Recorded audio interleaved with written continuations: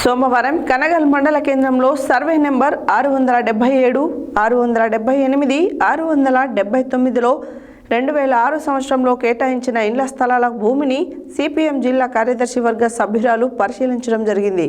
ఈ సందర్భంగా ప్రభావతి మాట్లాడారు.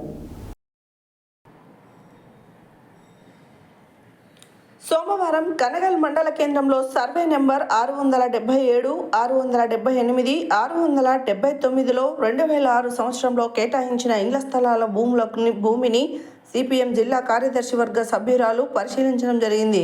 ఈ సందర్భంగా ప్రభావతి మాట్లాడుతూ గతంలో 47 మంది పేదలకు పంపిణీ చేసిన ఇండ్ల స్థలము భూమిని అప్పగించాలని డిమాండ్ చేశారు. లేని పక్షంలో అట్టి భూమిలో గుడిసెలు వేయించి పేదలతో నివాసం ఉండే విధంగా పోరాడుతామని చెప్పి పిలుపునిచ్చారు.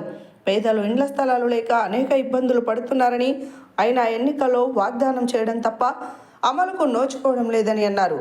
జిల్లాలో అనేక గ్రామాలలో ప్రభుత్వం భూమిని కొనుగోలు చేసిందని, కొత్త ప్రభుత్వ భూమిని సేకరించి పేదలకు పంపిణీ చేసినప్పటికీ నేటికి పేదలకు అప్పగించకపోవడం అన్యాయమన్నారు. మహిళలకు ఇస్తామన్న నెలకు 2500 రూపాయలు వెంటనే ఇవ్వాలని కోరారు.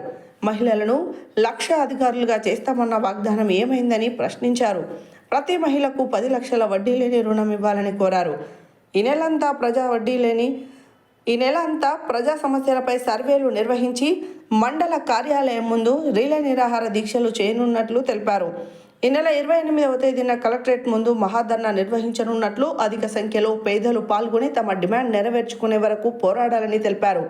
ఈ కార్యక్రమంలో మండల కార్యదర్శి ఎండి సుల్తానా, చిలకమ్మ, రామలింగమ్మ, శంకరయ్య, శ్రీదేవి, వెలుగు రామాంజనేయులు, వెలుగు ముఖేష్, వెలుగు నరసింహ, వెలుగు రవి, నీలకొండ రాశి, రామలింగమ్మ, నాగార్జున, ధనమ్మ, శంకరయ్య తదితరులు పాల్గొన్నారు.